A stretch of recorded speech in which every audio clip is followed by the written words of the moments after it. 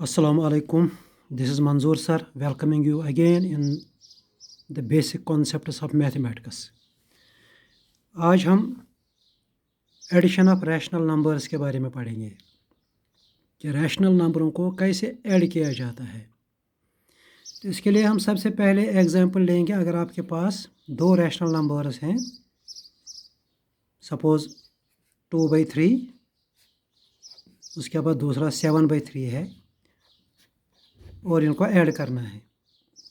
यहाँ पर एक सिंपल रूल है कि अगर बेसिस डिनोमिनेटर सेम है तो न्यूमरेटर जो है वो सीधे, अगर बीच में प्लस है तो वो सीधे ऐड होंगे, अगर माइनस है तो वो सब्ट्रैक्ट होंगे। तो सीधे न्यूमरेटरों का ऑपरेशन होगा, या एडिशन या subtraction according to the sign. तो यहाँ पे देखिए डिनोमिनेटर सेम है, तो यहाँ पे एक सिंपल सा रूल है। आप क्या लिखो, आप लिखो 2, उसके बाद लिखो बीच में प्लस, उसके बाद लिखो 7 डिवाइडेड बाई ये 3 जो दोनों के डिनोमिनेटर में है, इसी 3 को आप ऐसे कॉमन लिखो, 2 + 7 डिवाइडेड बाई 3। इसके बाद आप न्यूमरेटर में इसको सिंपलीफाई कीजिए। 2 + 7 कितना होता है? 2 + 7 होता है 9 डिवाइडेड बाई 3। अब यहाँ लास्ट में ये 9/3 जो आंसर है, इसको थोड़ा सा सिंपलीफाई हम करेंगे। 9 को अगर हम 3 से डिवाइड करेंगे, 3 3 तो इसका आंसर आएगा 3। तो ये तो हो गई एक एग्जांपल। इसी तरह दूसरे एग्जांपल हम लेंगे, एक सिंपल सी एग्जांपल। अगर आपके पास है 9/5, उसके बाद -6/5। यहाँ पर भी देखिए डिनोमिनेटर्स आर सेम, यहाँ पर भी इसी तरह होगा। सिंपली आप लिखिए 9 - 6 डिवाइड में लिखिए यही 5। अगर डिनोमिनेटर सेम है तो न्यूमरेटर को सीधे आप ऑपरेट कीजिए, 9 - 6 डिवाइडेड बाई लिखिए ये 5, एक दो में से एक बार। अब 9 - 7 देखो कितना होता है, 9 - 6 होता है 3। उसके बाद डिवाइड में 5 लिखो, ये हमारा आंसर। यहाँ चूंकि 3 को 5 से डिवाइड नहीं होगा तो हम आंसर ऐसे ही रखेंगे। इसमें हम एक और तरीके से कर सकते हैं। अगर हम 3 को 5 से डिवाइड करेंगे, अगर हम डेसिमल में आंसर निकालना चाहेंगे तो इसका आंसर आ सकता है 0.6, क्योंकि 3 को 5 से डिवाइड नहीं होगा। इसको हम, अगर हम इसको डेसिमल में आंसर निकालेंगे तो हम डेसिमल चढ़ा के इसको 30 बना सकते हैं, फिर 5 × 6 = 30। तो इसका आंसर हम निकाल सकते हैं 0.6। तो ये तो हो गई दो एग्जाम्पल। अब एक और एग्जाम्पल है। अगर आपके पास इस तरह से 6 है, कोई रैशनल नंबर है, 6 भी एक रैशनल नंबर है, इसको हम लिख सकते हैं 6/1। ये इंटीजर भी है, नेचुरल नंबर भी है, और इसको हम रैशनल नंबर भी कह सकते हैं। -3/2, 6 - 3/2 आपको करना है। देखो इसमें क्या तरीका है। इसमें सिंपली क्या तरीका है कि आप 6 को आप डिवाइड में 1 मान लीजिए, 6/1 ऐसे। 6 अगर समझने के लिए हम 1 लिखेंगे, -3/2। अब इन दो नंबरों में एक सिंपल सा तरीका है, क्रॉस मल्टीप्लिकेशन उसको बोलते हैं। क्रॉस में क्या होता है कि इस 6 से पहले आप यहाँ 6 से स्टार्ट कीजिए, इस 6 से आप इस नीचे वाले 2 को मल्टीप्लाई कीजिए, 6 × 2 = 12। तो यहाँ लिखो 12, फिर बीच में लिखो माइनस। इस ऊपर वाले 3 से आप इस नीचे वाले 1 को क्रॉस कीजिए, लाइक दिस।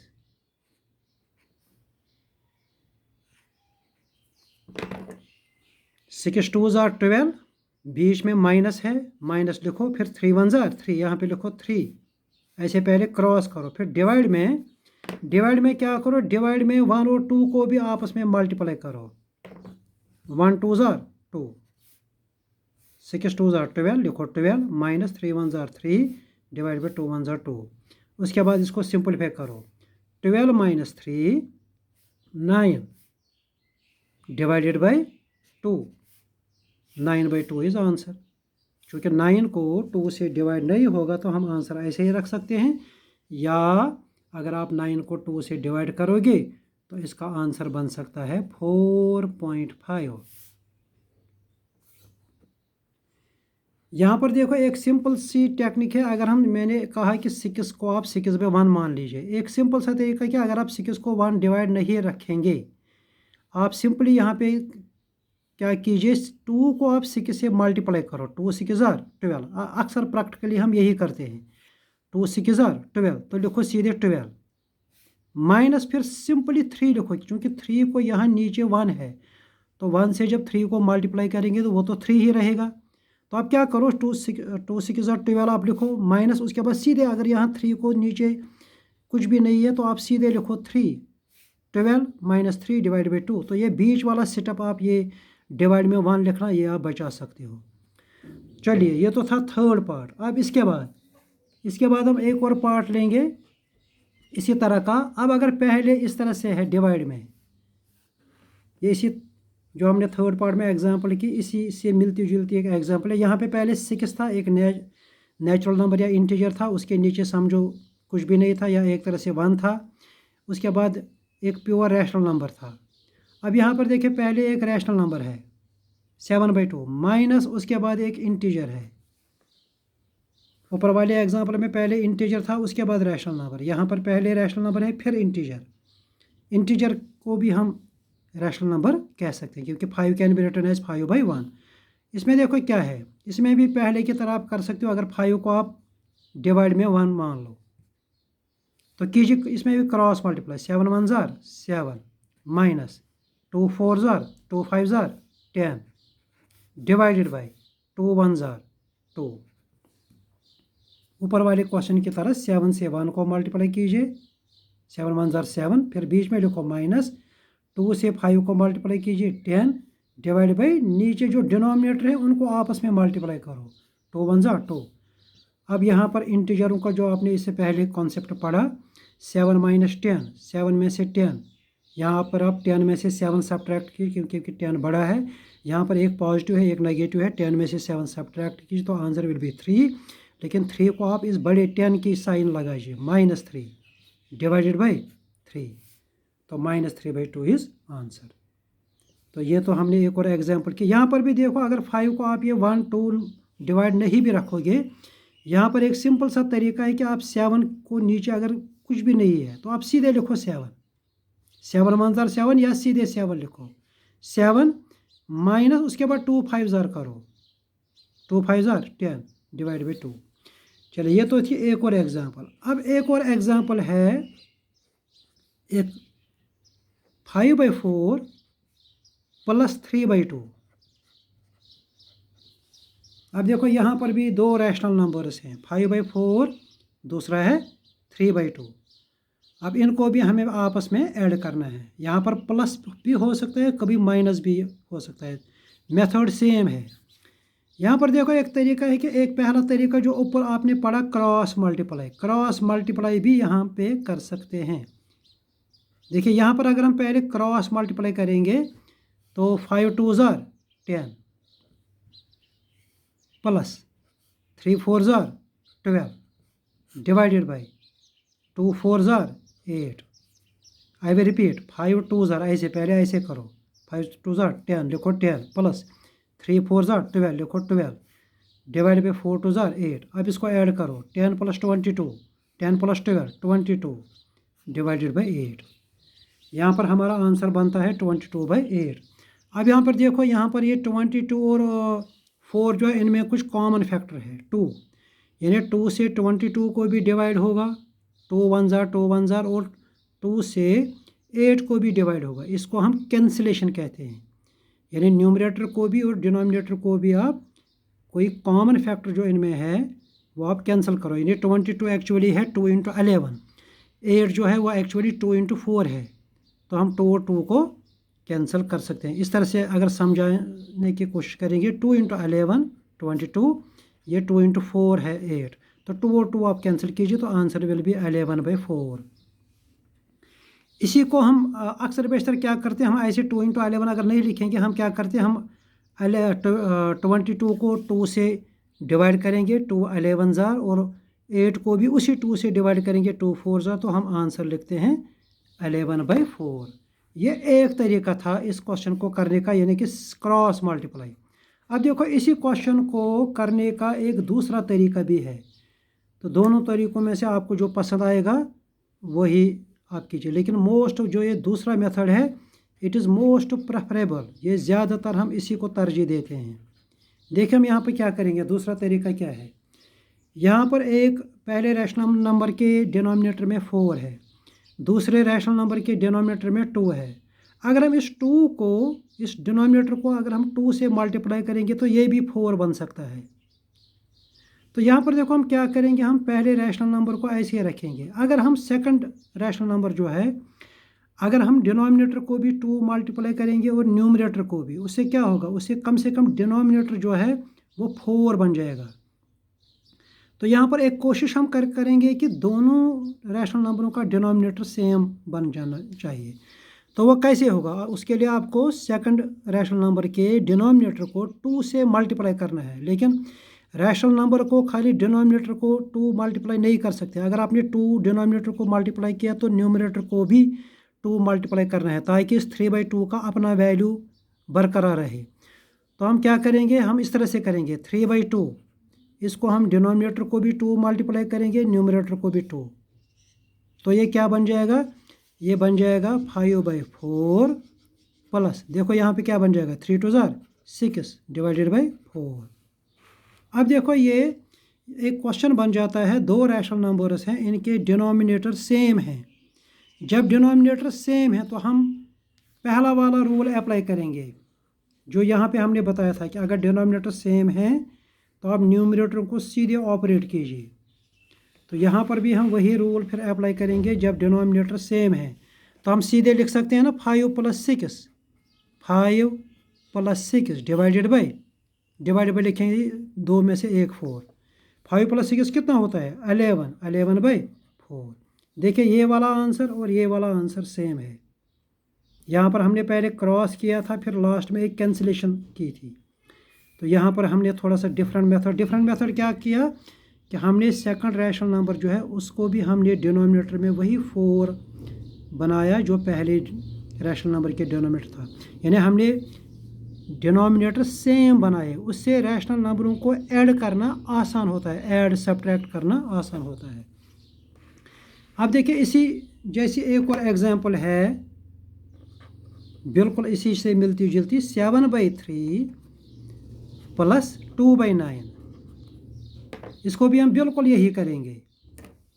यहाँ पर देखिए 7/3 के नीचे क्या है, इसके नीचे है 3, अब यहाँ पर है 9। 3 को हम आसानी से 9 बना सकते हैं। कैसे, इसको आप 3 मल्टीप्लाई कीजिए, 3 3 9। तो हम क्या करेंगे, 7/3 को हम डिनोमिनेटर में, ऐसे में समझाने के लिए रीडिंग से लिखूँगा, इसको आप 3 मल्टीप्लाई कीजिए, 3 3 9। लेकिन इसी 3 से आप न्यूमरेटर को भी मल्टीप्लाई करो। क्यों, ताकि वैल्यू बराबर रहे। अगर हम इस 3 और 3 को कैंसिल करेंगे तो हमें वापस अपना नंबर वापस आएगा। प्लस लिखो अपना 2/9। खाली पहले नंबर को आप डिनोमिनेटर में 3 मल्टीप्लाई करो, 3 3 9, लेकिन उसी 3 से आप न्यूमरेटर को भी मल्टीप्लाई करो ताकि वैल्यू बराबर रहे। तो यहाँ पे बन जाएगा 7 3 21 डिवाइडेड बाई 3 3 9। तो देखो यहाँ पे बनता है 21/9 + 2/9। अब देखो डिनोमिनेटर सेम बनते हैं, तो डिनोमिनेटर जब सेम बनते हैं तो आप न्यूमरेटर को सीधे ऐड कर सकते हो, 21 + 2 डिवाइडेड बाई 9। इसके बाद ये क्वेश्चन आसान हो जाता है। जब डिनोमिनेटर सेम होते हैं तो आप सीधे न्यूमरेटर को ऑपरेट कीजिए। 21 अगर यहाँ प्लस है तो लिखो प्लस, अगर माइनस है तो लिखो माइनस। तो उसके बाद लास्ट में लिखो, देखो 21 + 2 कितना होता है, 23। तो लिखो 23 डिवाइडेड बाई 9। तो ये इस क्वेश्चन का आंसर हो गया।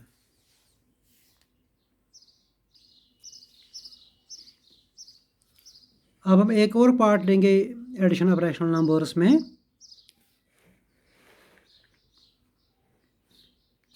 6/5 + 3/10 - 2/5।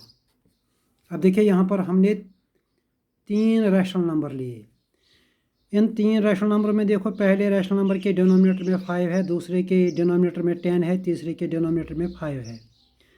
अब अगर यहाँ डिनोमिनेटर अगर सेम होते तो हम सीधे न्यूमरेटरों को ऑपरेट कर सकते हैं, लेकिन डिनोमिनेटर सेम नहीं है।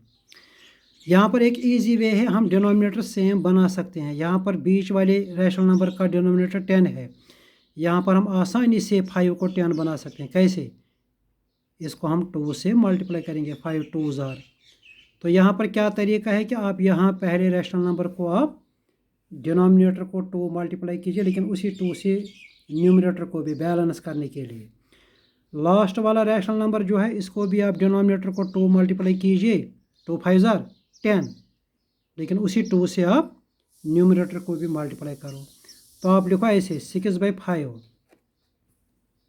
इसको आप ऐसे 2 मल्टीप्लाई करो डिनोमिनेटर में भी और न्यूमरेटर में भी। उसके बाद लिखो प्लस 3/10, तो यहाँ ऑलरेडी 10 है, इसको मल्टीप्लाई करने की ज़रूरत नहीं है। माइनस 3/5,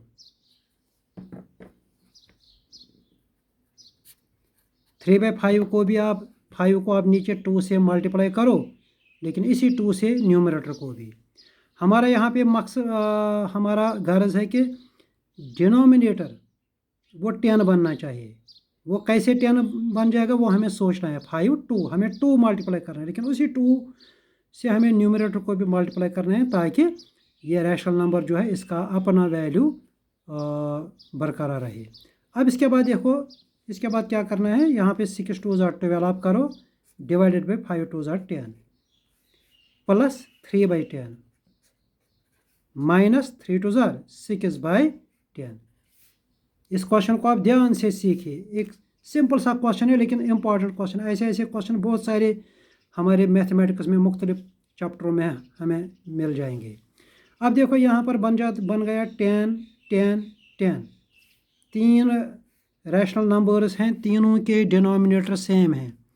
जब रैशनल नंबरों के डिनोमिनेटर सेम होंगे तो उनको ऑपरेट करना आसान हो जाएगा। आप सीधे लिखो 12, बीच में लिखो प्लस 3 माइनस 6, डिवाइड में लिखो यही 10, 3 में से लिखो 1 10।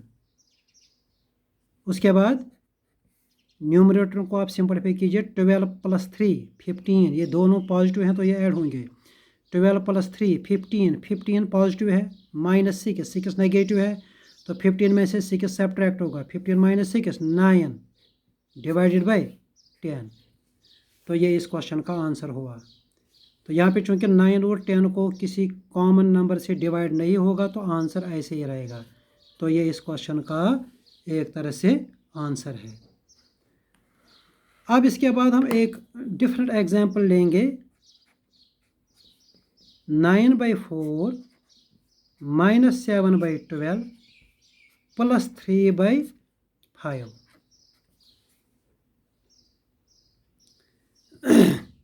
यहाँ पर देखिए, यहाँ पर हमारे पास 3 रैशनल नंबर्स हैं। एक रैशनल नंबर के डिनोमिनेटर में 4 है, दूसरे रैशनल नंबर के डिनोमिनेटर में 12 है, और तीसरे रैशनल नंबर के डिवाइड में 5 है।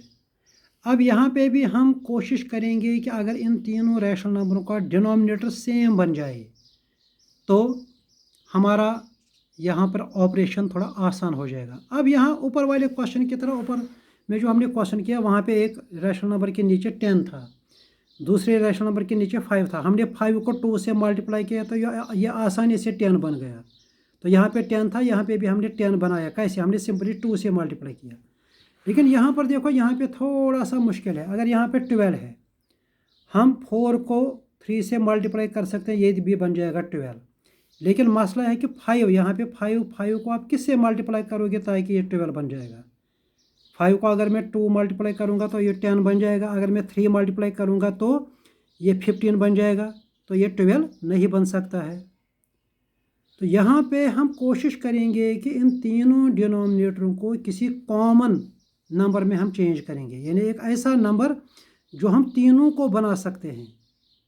12 को भी वो नंबर बनना चाहिए, 12 को भी मैं कुछ मल्टीप्लाई करूँगा वहाँ पे वो नंबर बनना चाहिए। 4 को भी मैं कुछ मल्टीप्लाई करूँगा वहाँ पे वो नंबर बनना चाहिए, और 5 को भी वो नंबर में मल्टीप्लाई करूँगा वो नंबर बनना चाहिए। उस नंबर को हम कहते हैं कॉमन मल्टीपल ऑफ 4 12 एंड 5। देखिए, थोड़ा सा मैं यहाँ पे आपको ये समझाऊंगा कि ये एक अलग टॉपिक, हमारा एक अलग टॉपिक है, ये हम इंशाल्लाह अलग पढ़ेंगे। थोड़ा सा यहाँ पे मैं इसको थोड़ा सा टच करूँगा। कॉमन मल्टीपल, कॉमन मल्टीपल है कि अगर आप 4 सपोज 4 आप लेते हो 4 के मल्टीपल्स क्या होते हैं? 4 के मल्टीपल्स का मतलब होता है जब हम 4 का टेबल पढ़ते हैं तो 4 1 jar 4, 4 2 jar 8, 4 3 jar 12, 4 4 jar 16, 4 5 jar 20, 4 6 jar 24। ऐसे जब चलते चलते हम जाएंगे 4 15 जार हमें एक जगह निकलेगा 60। ऐसे आप सारे मल्टीपल लिख सकते हो। अब मैंने यहाँ थोड़ा सा एक शॉर्टकट किया। इसी तरह अगर हम 12 के मल्टीपल लिखेंगे, 12 के मल्टीपल्स मतलब जो हम टेबल 12 का टेबल पढ़ते हैं वहाँ से जो नंबर निकलते हैं ना, 12 1 जार 12, 12 2 जार 12 इंटू 2 कितना होता है 24। 24 को हम 12 का मल्टीपल कहते हैं। 12 3 जार 36, 36 को हम 12 का मल्टीपल कहते हैं। तो यहाँ 12 के जब आप मल्टीपल लिखोगे ना, 12 का पहला मल्टीपल होता है 12, दूसरा होता है 24, 12 2 जार, तीसरा होता है 36, उसके बाद होता है 48, 12 4 जार, 12 5 जार कितना होता है 60।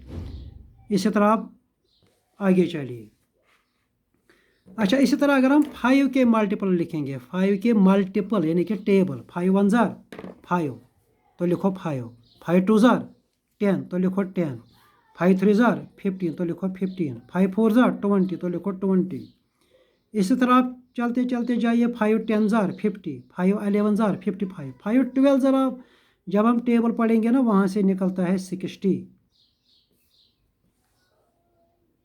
तो यहाँ पर देखो ये वाले जो हैं ये 4 के मल्टीपल्स होते हैं जो 4 के टेबल से निकलते हैं। या 4 को अगर आप 1 2 3 मल्टीप्लाई करोगे तो वहाँ से ये नंबर, इनको हम बोलते हैं मल्टीपल्स ऑफ 4। अच्छा, यहाँ पे ये जो हैं इनको हम बोलते हैं मल्टीपल्स ऑफ 12 और इनको हम बोलेंगे मल्टीपल्स ऑफ 5। अब देखो इनमें मल्टीपल्स ऑफ 4, मल्टीपल ऑफ 12 और मल्टीपल्स ऑफ 5 में एक नंबर कॉमन है 60। इसको हम कहते हैं कॉमन मल्टीपल ऑफ 60। अगर हम इस टेबल को इससे आगे चलाएंगे, इससे आगे भी आपको एक और नंबर वो 120 होता है, वो तीनों का मल्टीपल आपको निकलेगा। लेकिन जो 60 है ये सबसे पहला है, लावेस्ट। इसको हम कहते हैं लावेस्ट कॉमन मल्टीपल, यानी ये 4 का भी मल्टीपल है, 12 का भी मल्टीपल है और 5 का भी मल्टीपल है, लेकिन लावेस्ट यानी इससे छोटा कोई ऐसा नंबर नहीं है जो तीनों का मल्टीपल है। तो इसको हम कहते हैं LCM।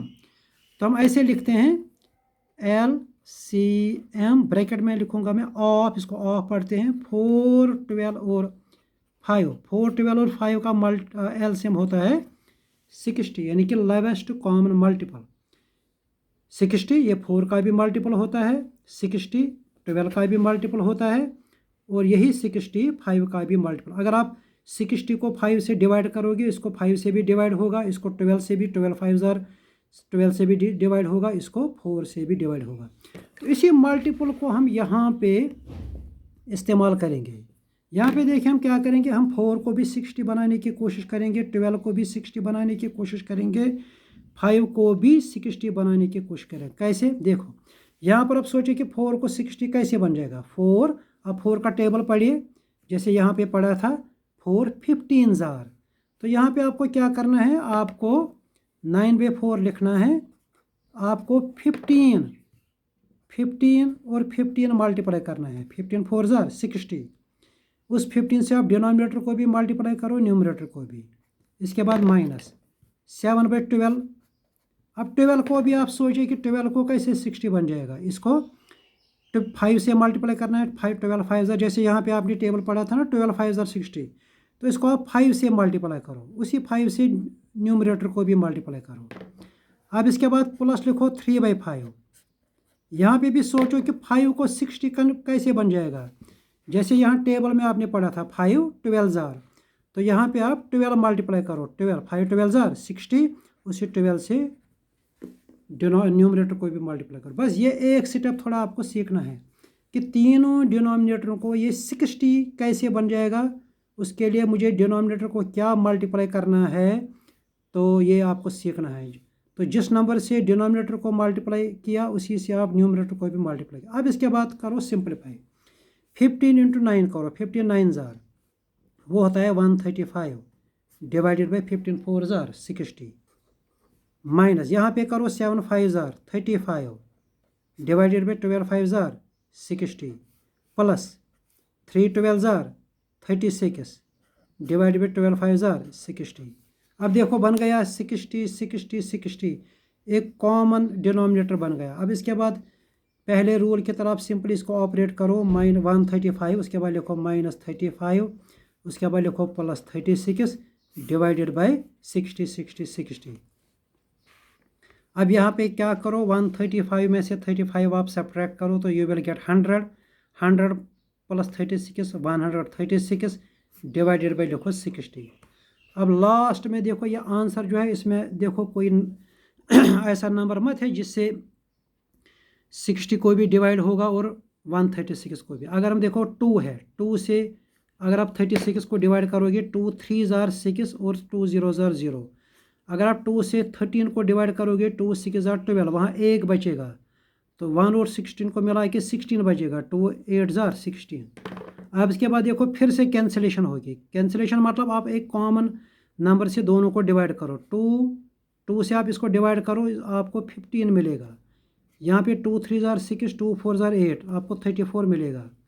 अब यहाँ पे बच जाता है 34 और 15। अब फिर से देखो कि इन दोनों को किसी नंबर से, किसी कॉमन नंबर से डिवाइड मत होगा, तो सोचने के बाद हमारा आंसर है नो। तो इसीलिए फाइनल आंसर हम लिखेंगे 34 डिवाइडेड बाई 15। ये इस क्वेश्चन का फाइनल आंसर है।